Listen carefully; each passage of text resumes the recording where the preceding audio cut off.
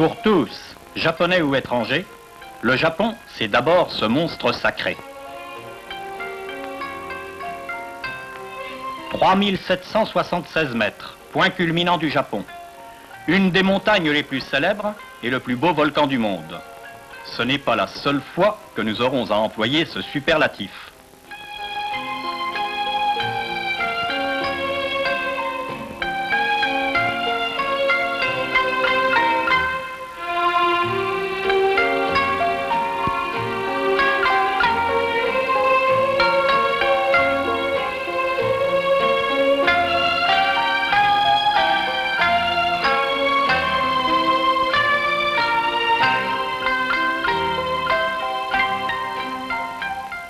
Deuxièmement, le Japon, c'est le sakura, c'est-à-dire le cerisier, auquel ici, on ne demande pas de fruits. Mais au printemps, lorsqu'éclate l'éphémère féerie, la foule extasiée déambule inlassablement sous les cerisiers en fleurs.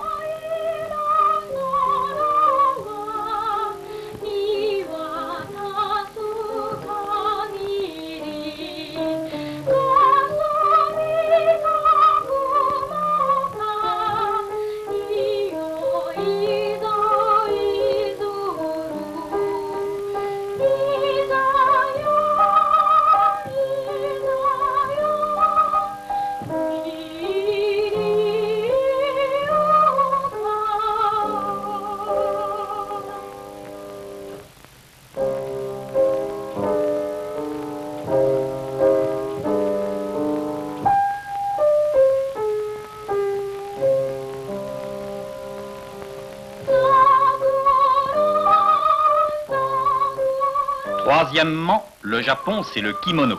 Et croyez-moi, lorsqu'on est nippé comme ceci, on se comporte tout naturellement comme cela.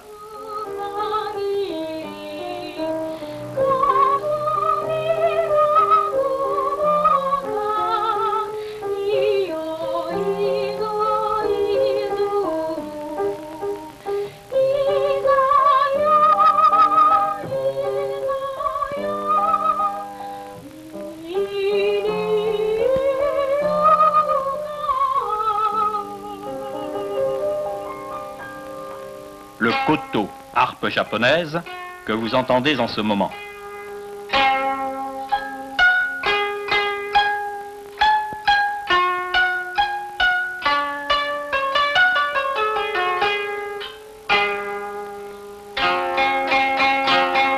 Enfin, le Japon, c'est le judo.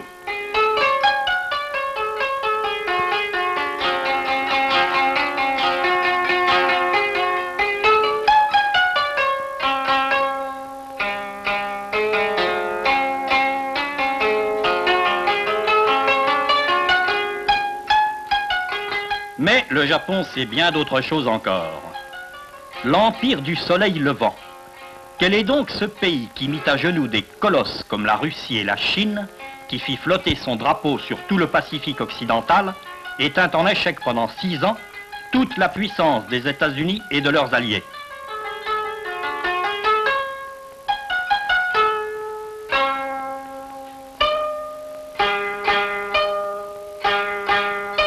C'est un petit pays dont la superficie totale de ses 1042 îles n'excède pas les 2/3 de celle de la France.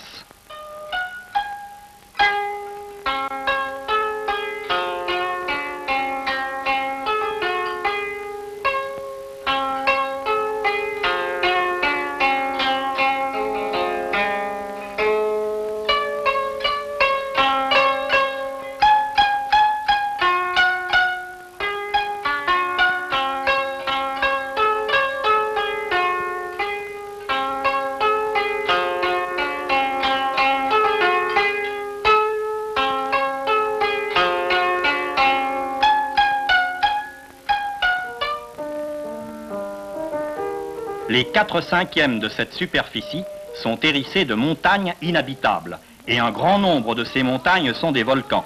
Les uns bien sages, comme leur roi à tous, le mont Fuji, dont la dernière éruption remonte à 1707. Certains d'entre eux ont même fait de leur cratère un écrin pour un beau lac.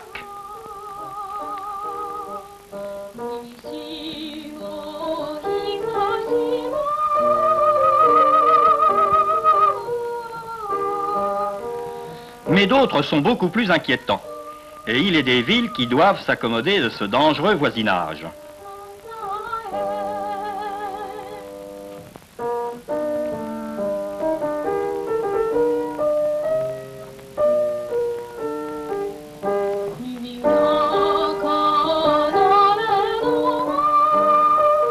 Certains sont même en continuelle activité, ainsi le mont Asso.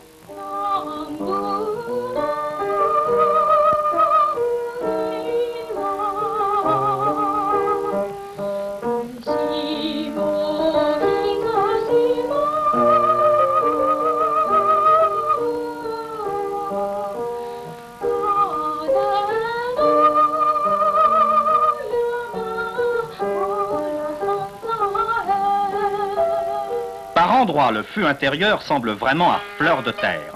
Tout fume, tout bout, tout sent le soufre.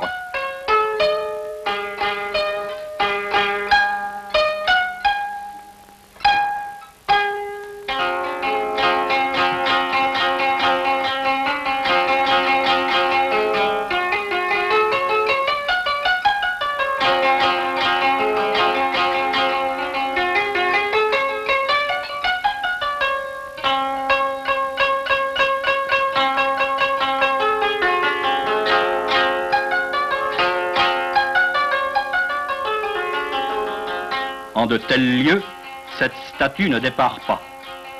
Et on doit encore fixer cette terre agitée par de fréquents séismes.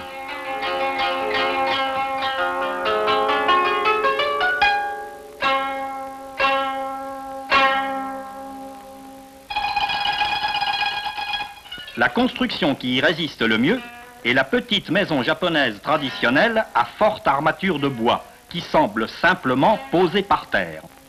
Et c'est cependant là que vit un peuple de 100 millions d'âmes. Qui sont les Japonais?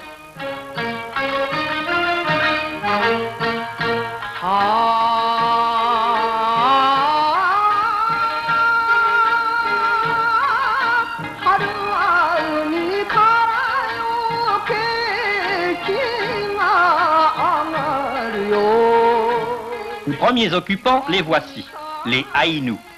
Ils sont de race blanche, originaires peut-être de la Sibérie. Leur totem est l'ours, dont inlassablement ils sculptent l'image dans le bois. Absorbés par les peuplements successifs, il n'en reste plus que 16 000 de race pure, refoulés dans l'île septentrionale, le Hokkaido.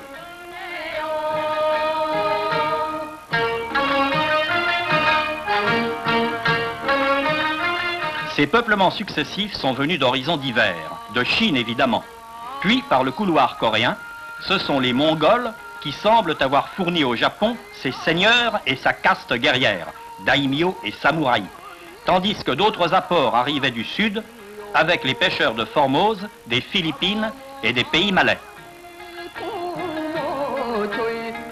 La race japonaise est donc composite. Cependant, quelques traits se sont généralisés et singularisés. Le plus remarquable est l'œil japonais, dont la paupière supérieure ne fait presque pas un pli. Les fameuses poupées japonaises sont-elles stylisées?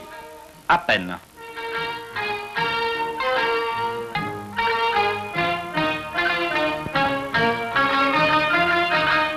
Le Japon a vu fleurir une brillante civilisation qui doit beaucoup à la Chine et au bouddhisme venu de Corée au VIe siècle. Mais comme toujours, le Japon, après avoir assimilé ce qu'il a reçu, a imprimé son cachet personnel. Les Japonais visitent en foule les témoins de leur prestigieux passé.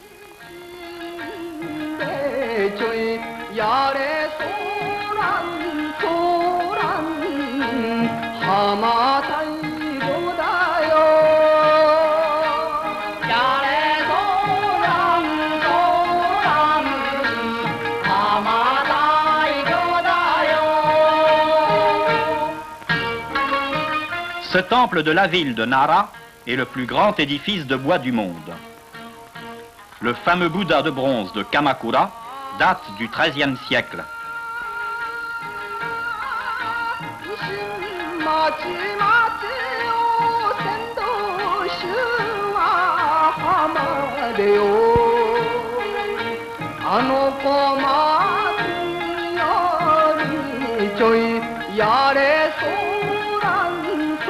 Les temples Shinto, la seconde grande religion du Japon, se reconnaissent souvent à leur charpente laquée en rouge.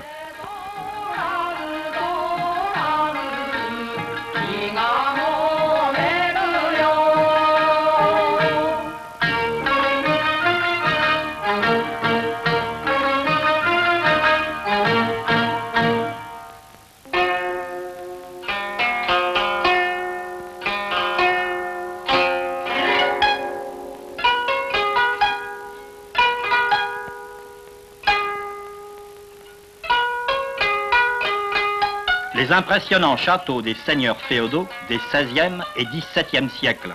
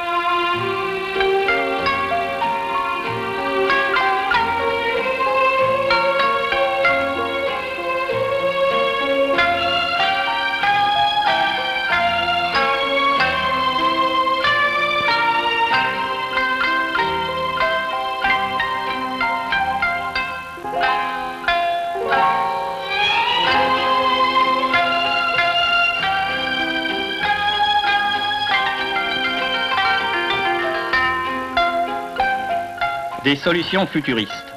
Dans les grandes villes, on construit des autoroutes métropolitaines qui en permettent la traversée rapide.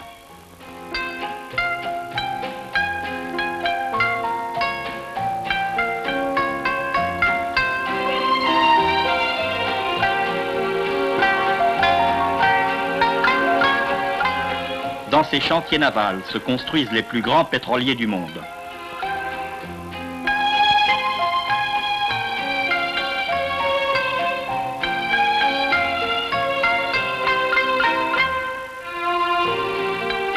Le Japon construit ses propres chemins de fer et ses automobiles. Il se délivre 20 000 permis de conduire par jour.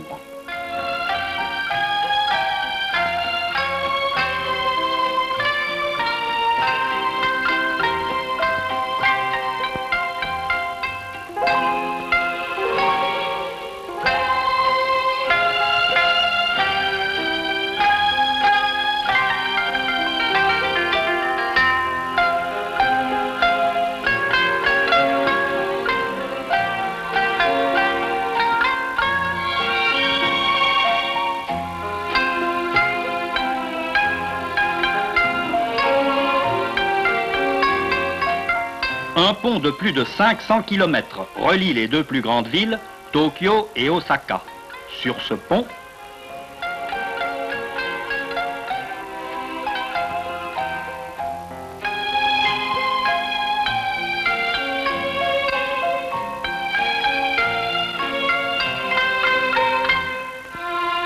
vitesse de croisière 180 km/h, vitesse de pointe 210. Un départ tous les quarts d'heure dans chaque sens.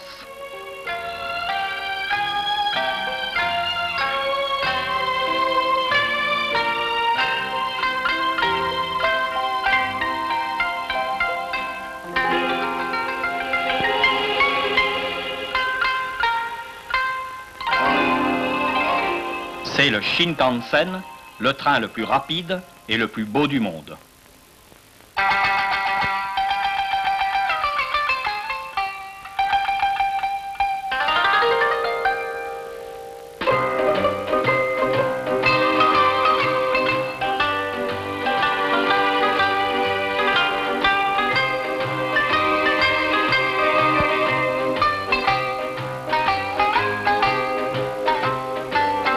Dans d'autres domaines encore, le Japon a su conquérir la première place.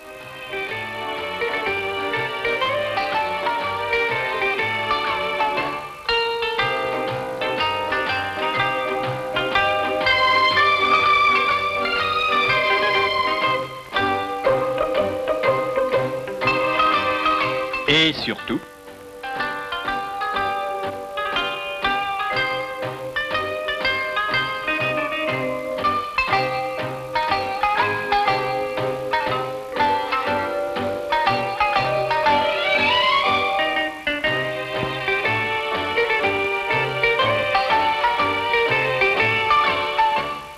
toutes ces villes ont un ou plusieurs millions d'habitants.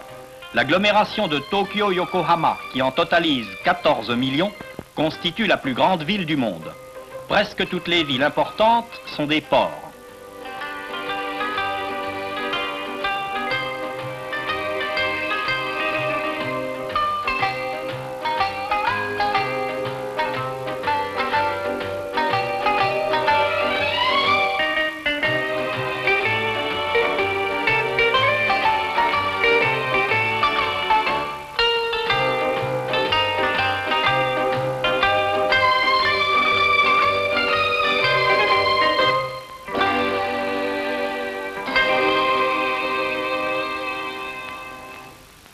Tout est mis à profit pour créer des logements, même les ponts de chemin de fer.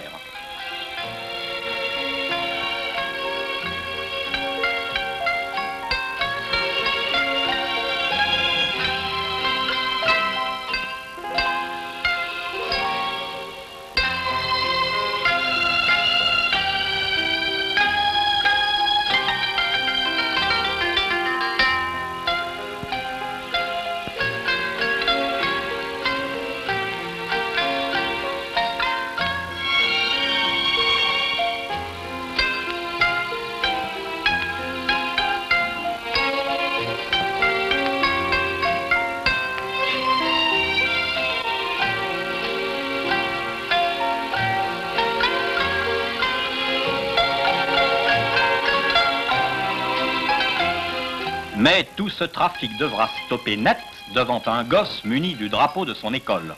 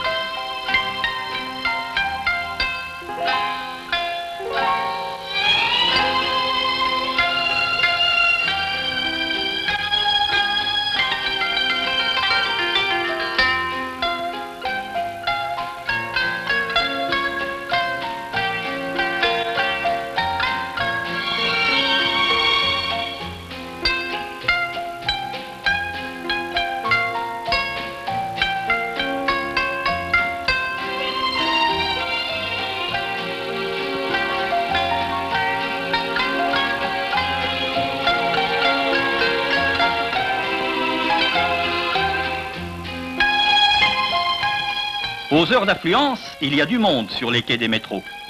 On ne s'en tirerait jamais sans l'aide des pousse-culs, qui sont soit des employés, soit des étudiants qui louent leur service aux heures de pointe.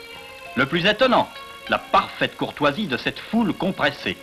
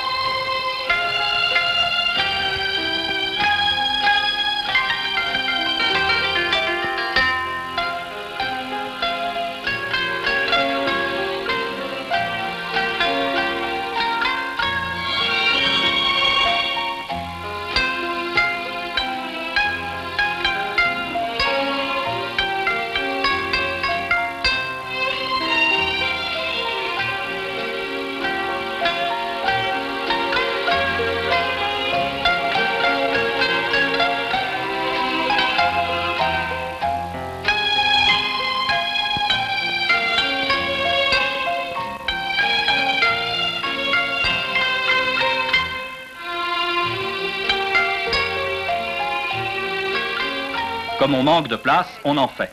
On commence par tailler le flanc des montagnes en gradins, puis on dirige la terre ainsi récupérée vers de grandes péniches par de longs couloirs.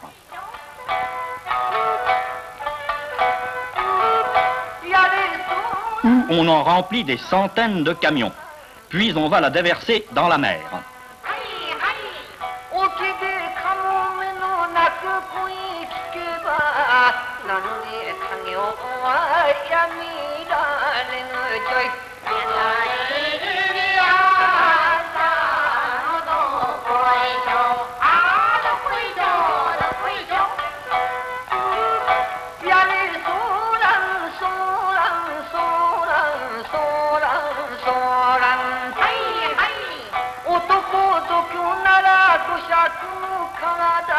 Naguère, la mer arrivait jusqu'à cette digue. Il y a maintenant à sa place un vaste désert qui ne le restera pas longtemps. Les installations industrielles auront vite fait d'y pousser. Tandis que les nouveaux quartiers résidentiels se construisent sur les gradins découpés à flanc de montagne. On gagne ainsi sur les deux tableaux. Mais il ne suffit pas de loger tout ce monde. Encore faut-il le nourrir. Avec ses milliers de kilomètres de côtes, le Japon a toujours été un peuple de pêcheurs.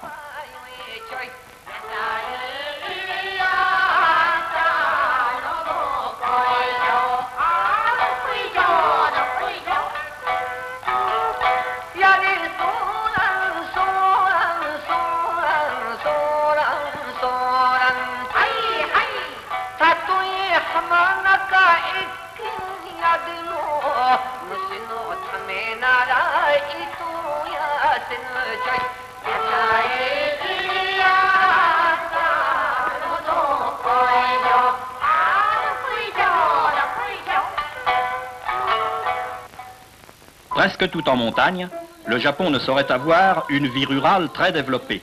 Et là encore, on utilise souvent la technique des flancs de montagne taillés en gradins.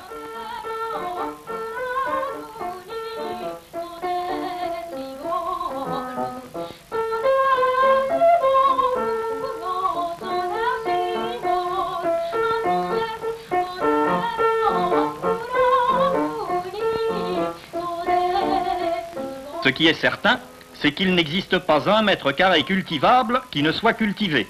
Et les cultures sont souvent placées sous vinyle pour en activer la maturation. À la saison des fraises, lorsque s'abattent les sauterelles citadines, le propriétaire du champ a bien gagné sa journée.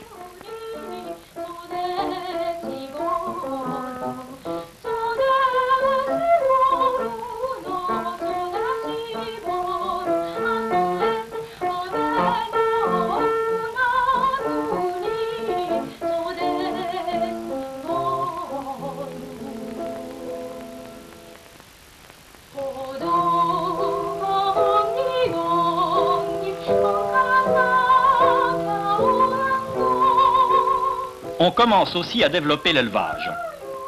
Toujours est-il que les conditions étant telles, il y a tout de même à manger pour 100 millions de Japonais.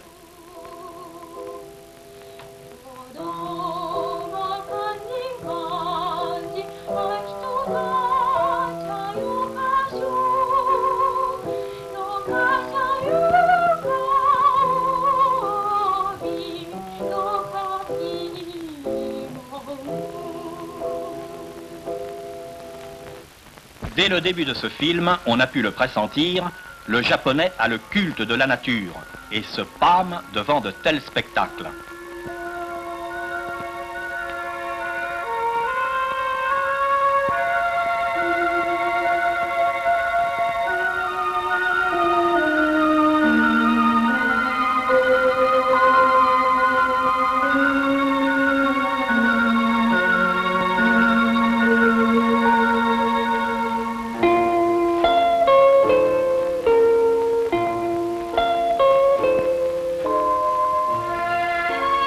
Moins célèbres que les cerisiers en fleurs du printemps, mais peut-être encore plus beaux, les érables sont la féerie de l'automne.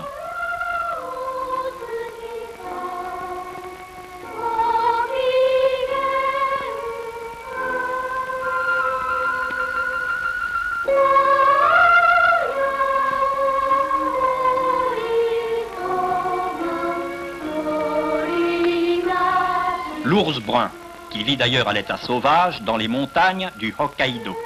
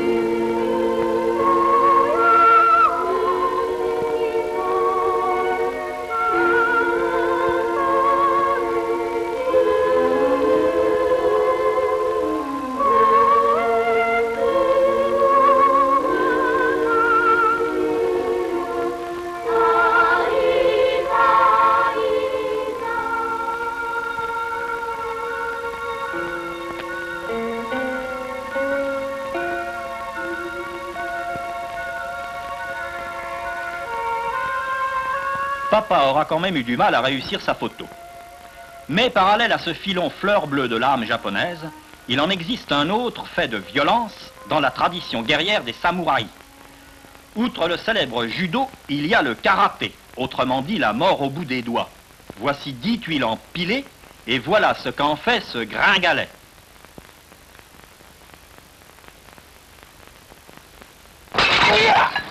Il y a encore le sumo, qui rassemble les foules par milliers autour des rings et par millions autour des téléviseurs. Car ici, moins que partout, la télévision n'est pas le privilège du riche.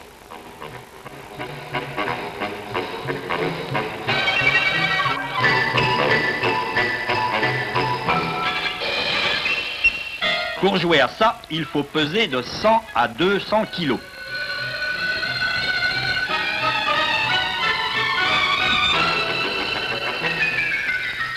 Un cercle est tracé au milieu du ring. Si vous arrivez à en faire sortir votre adversaire, vous avez gagné.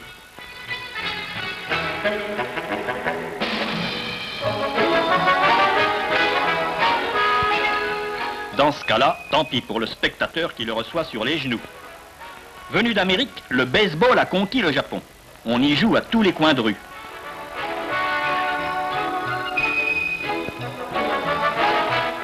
Même les dauphins savent jouer au baseball.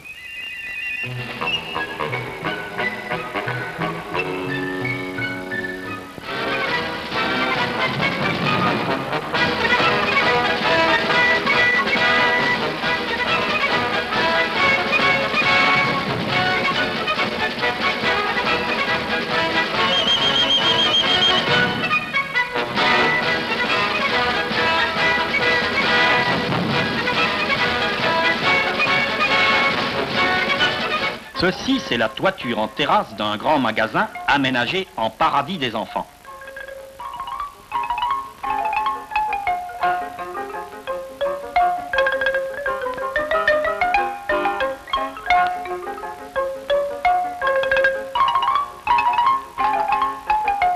Et les deux trains les plus prestigieux, le Railroad du Far West et bien entendu le Shinkansen.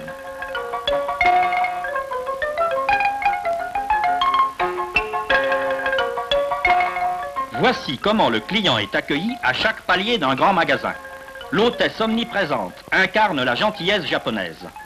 Il y en a une dans chaque autocar et même dans les cabines des principaux téléphériques.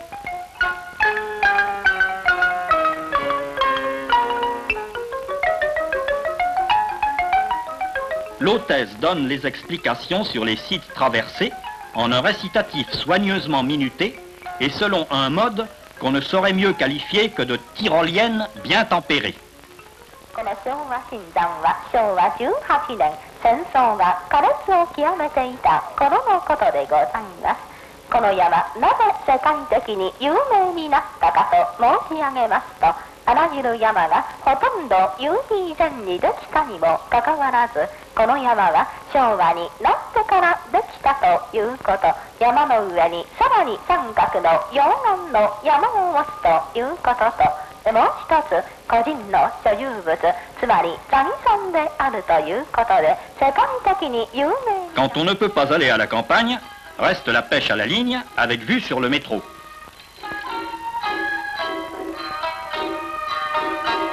Ata mo tan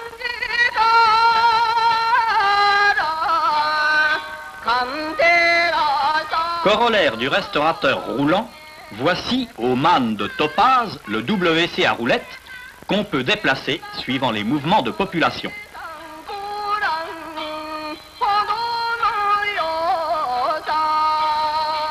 À qui ce monument de la nation reconnaissante?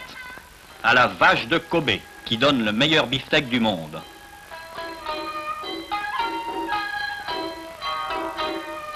Et celui-ci, au beau sexe, ou du moins ce qu'il en reste. À quelle enseigne s'est établie cette banque sans complexe? À l'enseigne du veau d'or.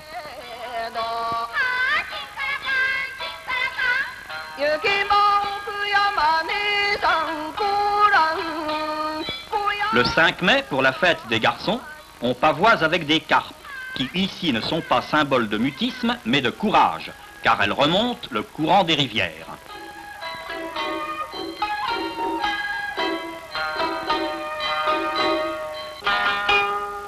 Le fameux groupe du temple de Nikko. Ne rien entendre, ne rien dire, ne rien voir de mal. Ici, c'est l'homme qui est invité à imiter le singe. La dimension qui fait malheureusement le plus défaut aux Japonais est la dimension religieuse. Il n'en est pas très curieux. Les cérémonies semblent relever surtout du folklore. Les visites au temple doivent généralement au tourisme beaucoup plus qu'au pèlerinage.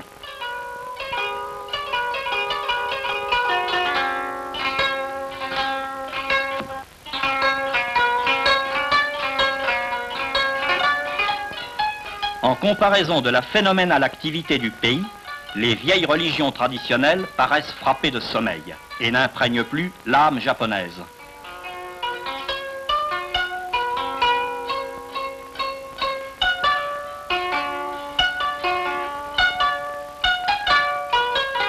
Des efforts sont tentés pour rénover le bouddhisme et quelques nouveaux temples s'élèvent, parfois très beaux. Certaines sectes deviennent même extrêmement puissantes. Mais leur doctrine religieuse n'apporte rien et elles sont contaminées par les visées politiques. Le shintoïsme, voué au culte des génies tutélaires de la nation japonaise, ne fait plus figure que de tradition poétique. L'attitude religieuse du japonais d'aujourd'hui est celle du positivisme face à l'inconnaissable.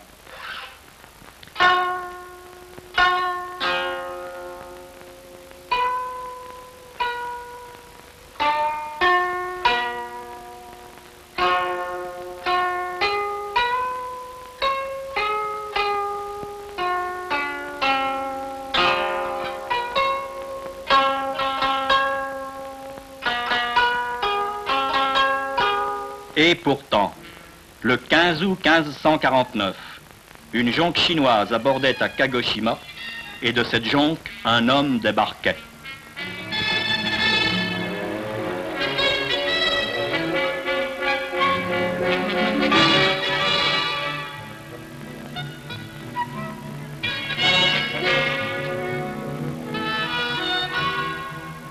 Grâce au panneau laqué de Kano Naizen, nous possédons de belles images contemporaines, parfois à la limite du portrait-charge, de la première pénétration chrétienne au Japon. Bien accueilli par plusieurs seigneurs, François Xavier y passe 2 ans et 3 mois, puis va mourir dans l'îlot de Sancian face à la Chine.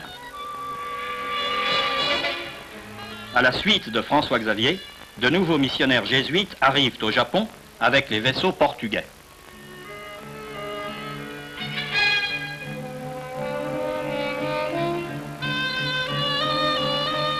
Le maître absolu du Japon est alors Oda Nobunaga, le premier de ces 3 grands unificateurs. Il ne croit ni à Dieu ni à diable et ne peut souffrir les bonzes. Pour contrebalancer leur influence, et aussi parce qu'il est un esprit curieux et ouvert, il accueille les missionnaires avec faveur et les autorise même à fonder un séminaire près de son château de Azuchi.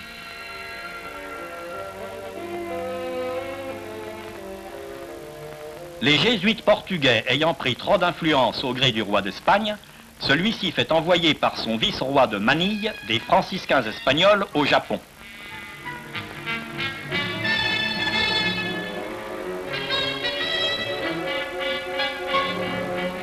Toyotomi Hideyoshi, successeur de Nobunaga et meilleur bouddhiste que lui, s'inquiète de ces rivalités. Et lorsqu'on lui rapporte qu'un capitaine espagnol a déclaré que si totale liberté n'est pas laissée aux missionnaires ses compatriotes, le roi d'Espagne en fera son affaire, Hideyoshi riposte et réconcilie tout le monde en faisant crucifier jésuites portugais et franciscains espagnols avec des chrétiens japonais. Ce sont les 26 martyrs de Nagasaki.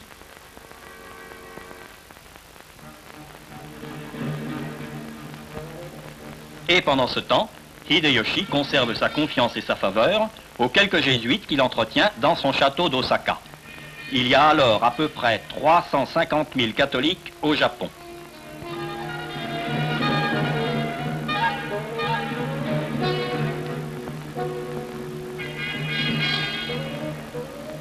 Ce chef-d'œuvre de l'art baroque japonais est le mausolée du troisième grand Tokugawa Ieyasu.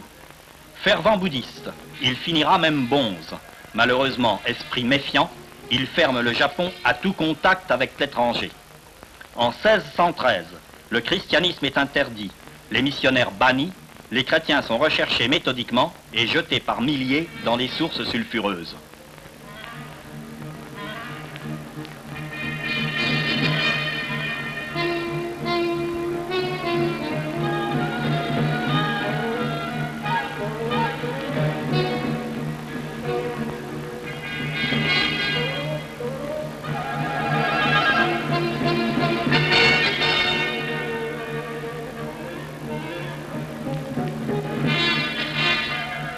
« 240 ans plus tard, le commodore américain Perry contraint le Japon à ouvrir ses ports. Les missions étrangères de Paris sont alors désignées pour tenter de reprendre l'évangélisation. En 1865, le père Petit-Jean obtient l'autorisation de construire cette modeste église face à la colline des 26 martyrs de 1597.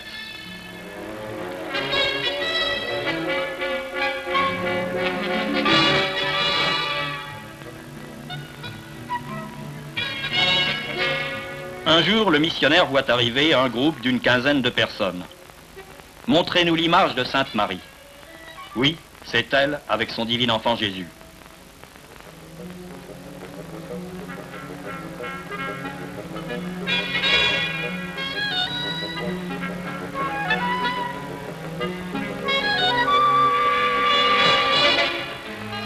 Les jours suivants, d'autres groupes se manifestent. « Où sont vos enfants ? » Je suis seul. Connaissez-vous ces objets que nous nous transmettons depuis 3 siècles, ainsi que ces livres de doctrine? Est-ce le chef du royaume de Rome qui vous envoie? Notre cœur est le même que le vôtre. C'est plus de 20 000 chrétiens clandestins qui vont être ainsi retrouvés. Nagasaki va devenir la principale base de la réévangélisation du Japon, et en 1927, le siège du premier évêque japonais.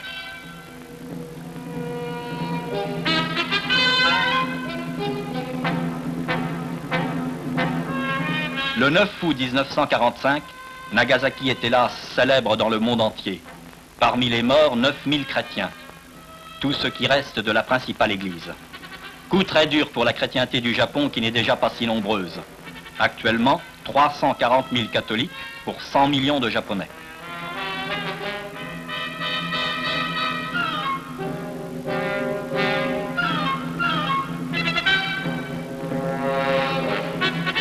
Dans le désarroi moral de l'après-guerre, une multitude de groupuscules chrétiens était née, créant de faux espoirs sans lendemain. Et cependant, la petite église du Japon est celle qui possède la plus forte proportion de vocations, tant religieuses que sacerdotales.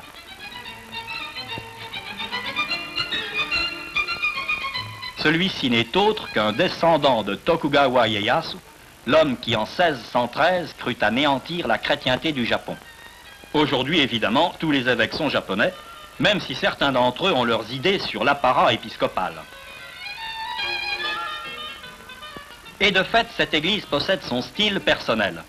La présidente des infirmières catholiques est actuellement une vieille femme de 70 ans qui n'était pas chrétienne lorsque son père, sénateur du clan samouraï des Tigres Blancs, l'amena à l'âge de 22 ans à l'hôpital dit de la Résurrection, près du mont Fuji. « Adieu ma fille, tu es lépreuse. » Au bout d'1 an, aucune altération ne se manifestant, on reconnaît qu'il y a eu une dramatique erreur de diagnostic. La jeune fille est libre. Je reste, dit-elle. Elle demande le baptême et devient l'assistante du père Drouard de Lézet, fondateur de la léproserie, puis du père Iwashita, son successeur. Son histoire a été connue et elle a reçu les plus hautes distinctions japonaises de la Croix-Rouge et pontificale. Elle n'a plus quitté la léproserie et ne regrette rien.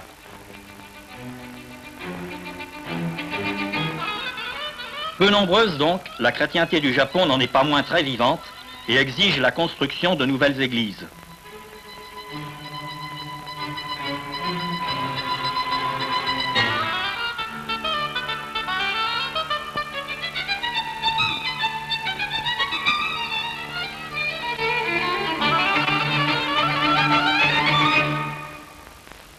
Cette chrétienté est en majorité féminine, et c'est à l'occasion de leur mariage que bien des Japonais apprennent à connaître le christianisme.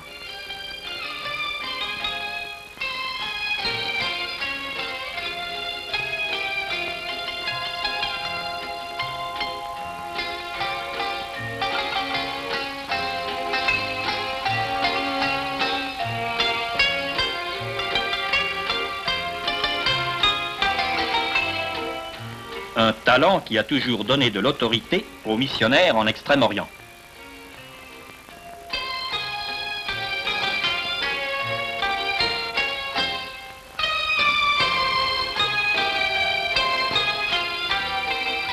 La jeunesse ouvrière chrétienne fondée au Japon par le père Murgue s'y est bien développée. Et d'une façon générale, le chrétien japonais est doué d'un véritable esprit missionnaire.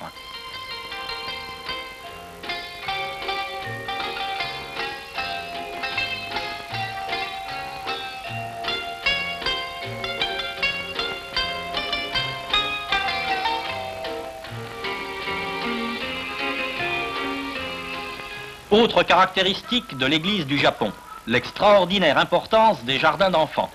Pour les Japonais, cet âge où l'intelligence commence à s'épanouir est le plus beau de la vie. Or, ce sont les jardins d'enfants des paroisses catholiques qui sont les plus cotés et les familles se disputent ce qu'elles considèrent comme le privilège d'y faire admettre leurs enfants. 5% peut-être de ceux-ci sont catholiques. Il en restera bien quelque chose.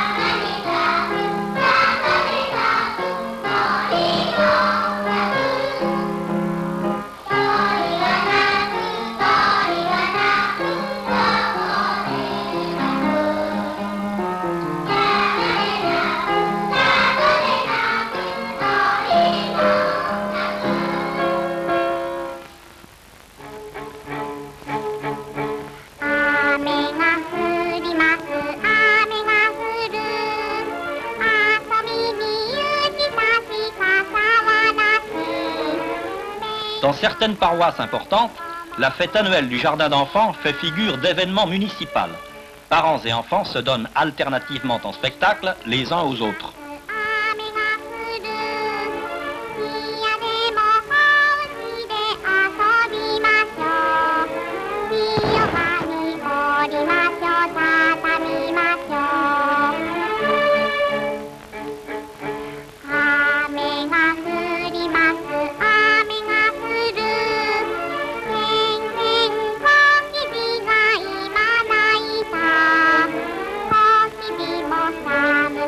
Sa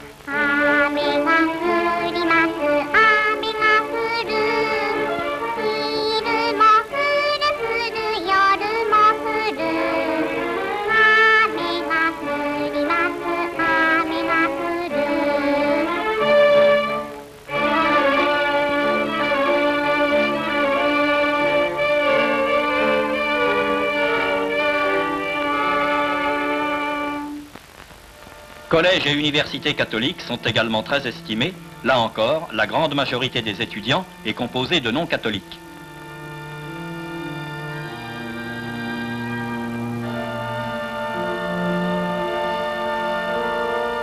Même estime pour les hôpitaux catholiques.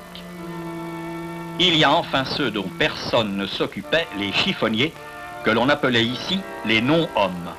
Ce missionnaire a su se faire admettre d'eux en commençant par vivre comme eux, puis les a groupés pour améliorer leur sort et organiser les soins aux malades, et même la retraite des vieux.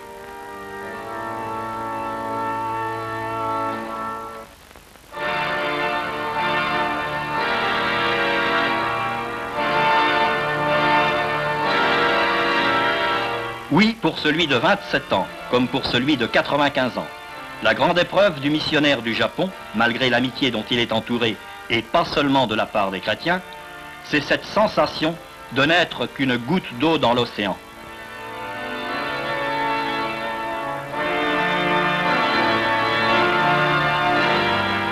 Son espoir est que le petit grain de Senvei deviendra un jour un grand arbre.